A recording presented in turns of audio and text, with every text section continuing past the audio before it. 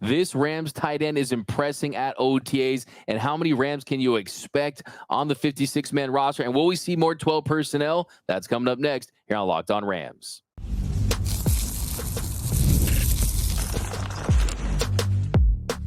You are Locked On Rams, your daily Los Angeles Rams podcast, part of the Locked On Podcast Network, your team every day.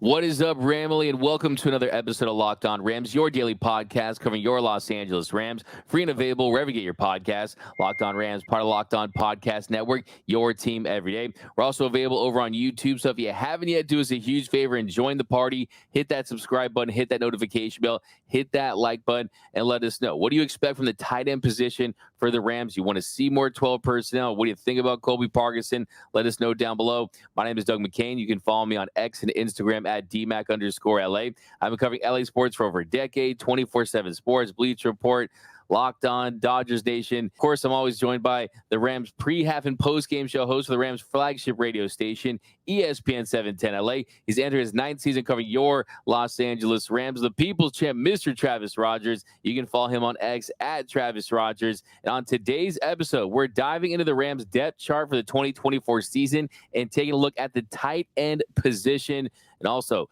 CJ Stroud had some interesting comments to make about Matthew Stafford. And that's what we're going to get into first, because find someone that loves you like CJ Stroud loves Matthew Stafford, because he was on a podcast. He's been on a lot of podcasts this offseason, is Stroud. And he said when he talked about Stafford, he's another one. He might be up there with Brady and them. And then he stopped himself and goes, no, that's crazy. That's crazy. Let me go back. I'm a student of the game. Stafford's a dog. He's a dog. You don't understand. You're saying that. That's all I watch. I don't watch anybody else. I watch Mahomes at times because Mahomes does stuff that you can't coach.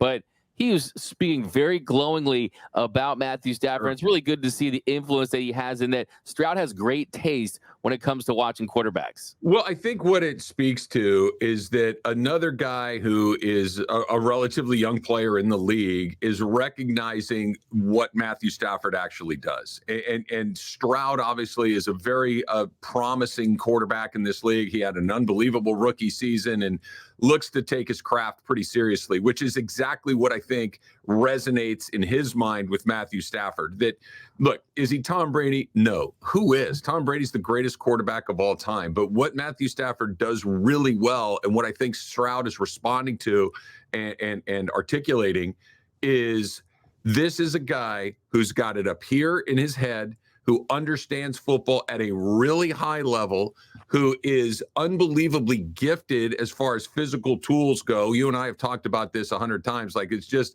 his arm skill is unrivaled. Maybe there are people that are as good, but I don't know if there's anybody that's better when it comes to, being able to make certain amounts of throws. He's as good as there is there. And then to just kind of steal Stroud's word, he is a dog. Dude's tough as you know what. The guy just does not back up. He plays hurt. He plays tough. He leads his teammates. And as a quarterback, I think that's what you want. And Stroud speaking about this, I think that's what he's responding to. It's not just that he can throw it through a keyhole from 30 yards.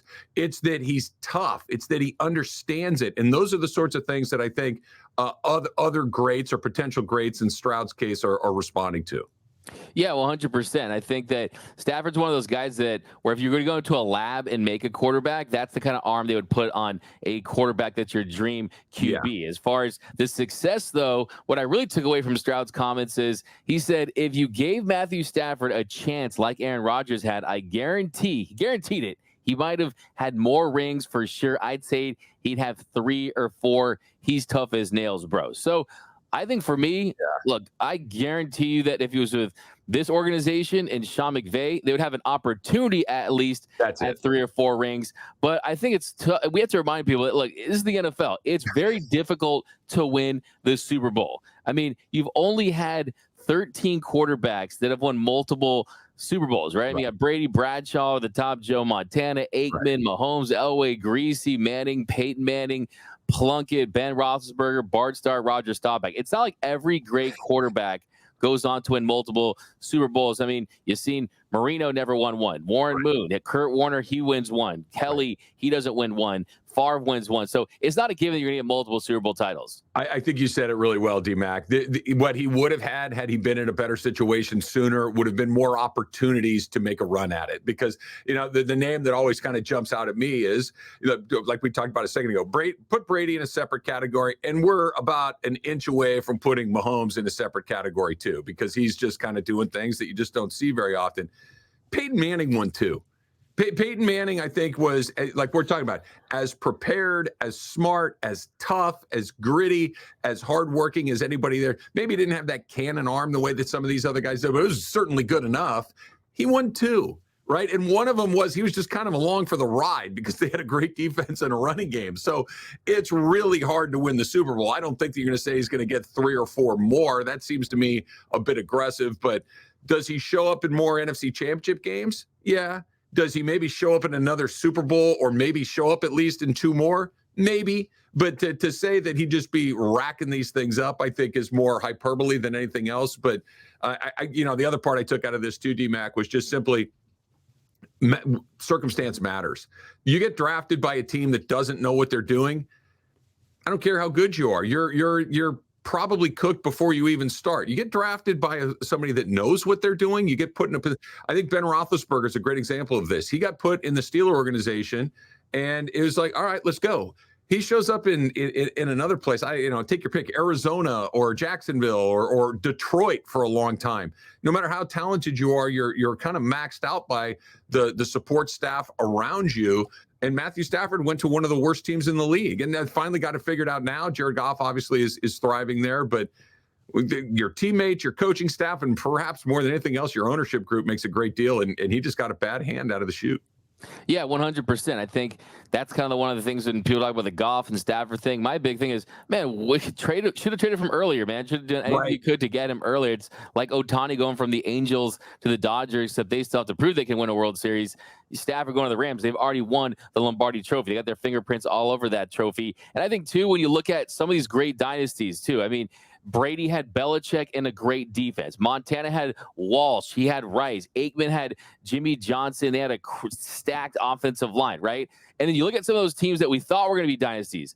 The Colts with Peyton Manning. Look how they were great forever. They won one. Drew Brees and the Saints. They were great for a decade. They won one. The Seattle Seahawks, the Legion of Boom, the big dynasty. They win one, right? Shout out to Malcolm Butler. But it's just Dan Marino. So kind of my point is, I don't want to diminish the one that Matthew Stafford has won. And 2, I do think talent-wise, absolutely, he is a quarterback that's capable of winning multiple Super Bowls. And I still think that is something that could be in the cards for Matthew Stafford before he hangs him up. I'm going to be a dork here for a second. I'm going to start barfing cliches at you, but they're all true. Football is the ultimate team sport. It is. If one of those 11 guys is not doing what they're supposed to do, you're in deep trouble, right? That if all 11 of those pieces need to work together, and then, oh, by the way, your head coach needs to work, your offensive coordinator, your defensive coordinator, your kicker needs to make kicks, your GM needs to sign the right guys, needs to draft the right guys, your ownership has to be spending the right money, be willing to do it. And then, oh, by the way, you got to get a little lucky. Like, all of those things have to stack up, and then maybe you got a chance to win a Super Bowl. That's what's so exciting about the Rams, because we know they got the coach. We know they're drafting the right guys. We know ownership's committed to winning. You know you got a quarterback. It's a matter of whether or not all those other pieces are there. We got most of the pieces, but this is what makes it so challenging. This is why we love football the way that we do. We like the athleticism and the violence and all of these things. It's super fun to watch, but I think what really kind of draws us into it is that if even one of these pieces is not firing right, the whole thing stops. Yeah, no, that's the best point there is that it's the ultimate team sport. The one time Aaron Rodgers had a top 5 defense, what did they do? They won the Super Bowl. Right. They had a top 10 defense 3 times in 14 years. How about this stat? Travis, his 501st and 502nd touchdown passes, those were the first time he had thrown a touchdown pass to a first-round pick in his career. And that was Mercedes Lewis, 28th pick in the 2006 draft out of UCLA. Go Bruins. So, shout out to I think Long Beach Poly too, right? That's right. Jackrabbits. Jackrabbit in the mix. But coming up next, we're diving into the depth chart. Who will be the Rams starting tight end, and how big of an impact can they expect from their tight end in 2024? Got some OTA standouts. That's coming up next here on Locked On Rams. Passion, drive, and patience. That's the winning formula for championships, and it's also what keeps your ride or die alive. eBay Motors has everything that you need to maintain your vehicle and level it up to peak performance. Things like superchargers, roof racks, exhaust kits, LED headlights, and a whole lot more. So whether you're into speed, power, or style, eBay Motors has you covered. And with over 122 million parts for your number one ride or die, you'll always find exactly what you're looking for. And with eBay Guaranteed Fit, your part, it's guaranteed to fit your ride every time or your money back. Because with eBay Motors, you're burning rubber, not cash. With all the parts you need at the prices you want, it's easy to make your car the MVP and bring home huge wins. Keep your ride or die alive at ebaymotors.com. Eligible items only. Exclusions apply. eBay Guaranteed Fit only available to U.S. customers.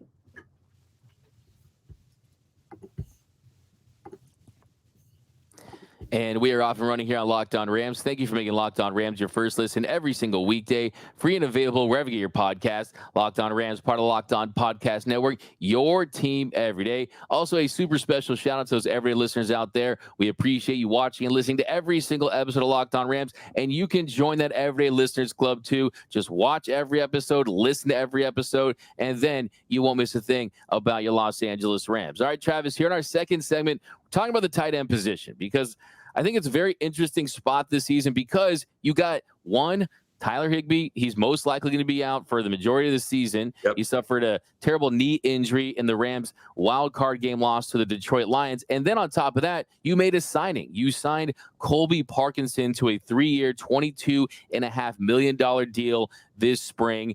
And he's been impressing during OTAs. And there's been his speed, his size, and just the way that he's going to be included into this offense. I think that's going to be very interesting because you've had Rams fans screaming for years, you want to see a little more 12 personnel, right? McVay, known for the 11 personnel. You got the one running back, the tight end, 3 receivers, right? 12 personnel, you want to see some multi-tight end. So if you look at McVay in 2023, he ran the 12 personnel 6% of the time.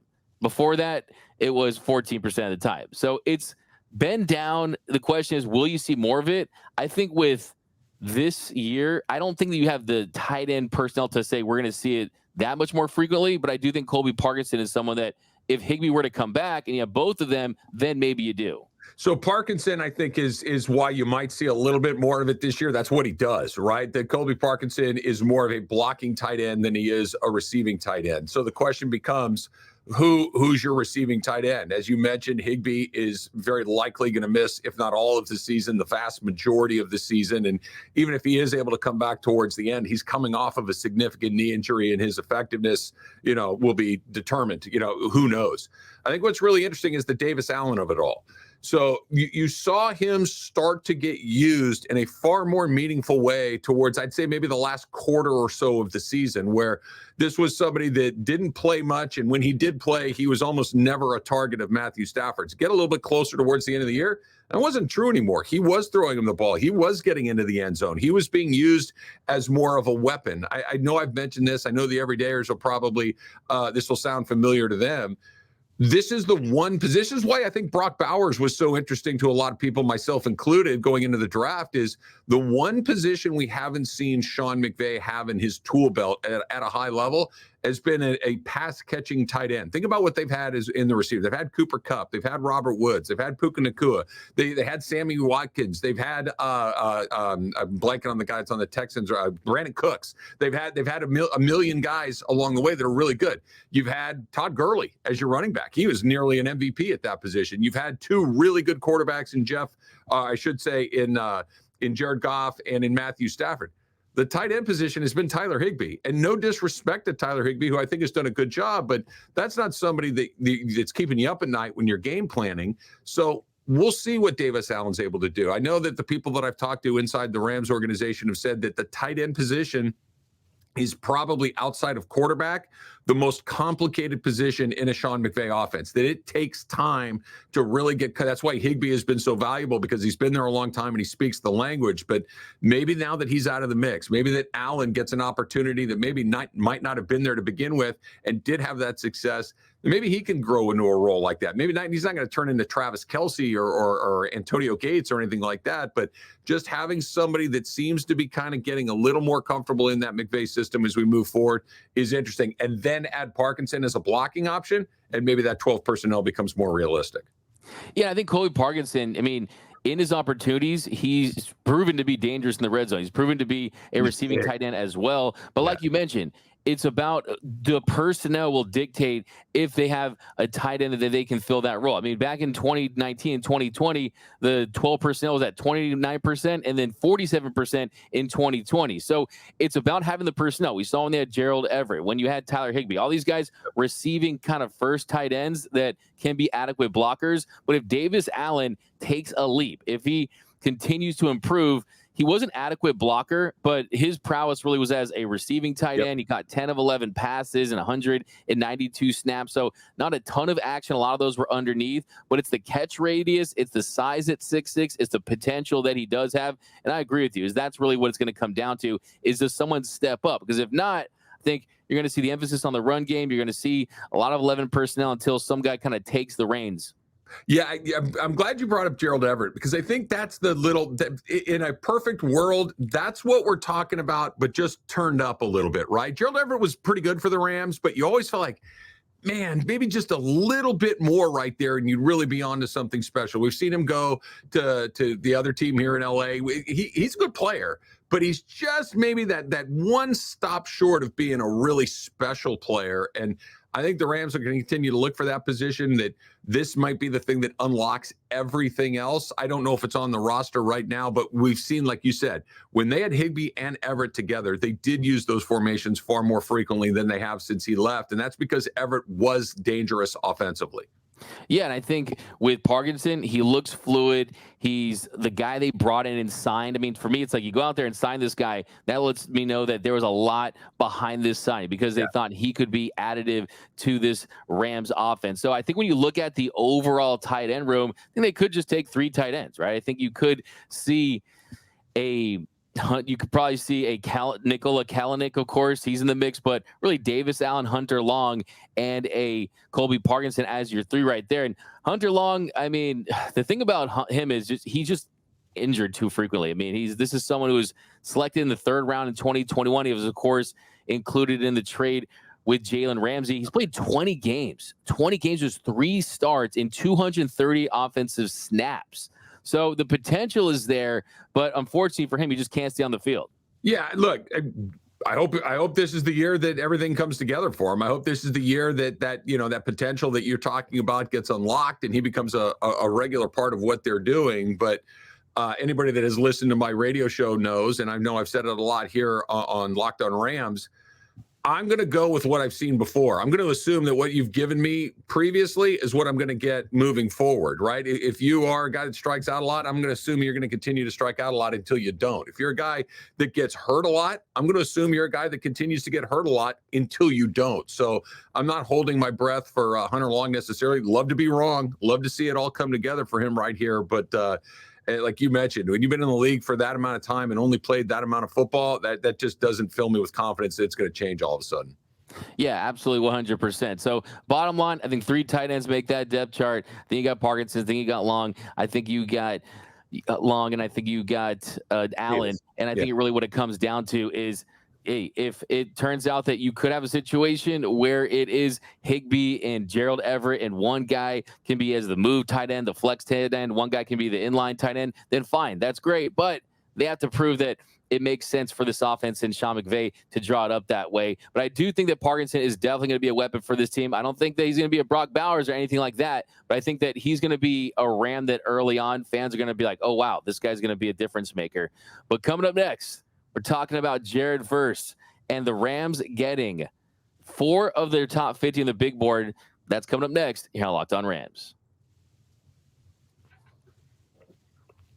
And welcome back to Locked On Rams. Thank you for making Locked On Rams your first listen every single weekday, free and available wherever you get your podcast. Locked On Rams, part of the Locked On Podcast Network, your team every day. All right, some more news and notes from Rams OTAs, and this comes from Byron Young. So one of the things that we talked about, Travis, when it came to what to look for during OTAs was how are some of these other players and coaches going to talk about some of these current rookies? And so far, so good. I mean, Jared Verse feels like, of course, rightfully so, since he's the first-round pick, but people are just speaking glowingly about him, players and coaches alike. And Byron Young said, watching him the way he's doing right now, doing way better than me last year, coming through OTAs, he's handling like a pro, so I can already see he's going to be special.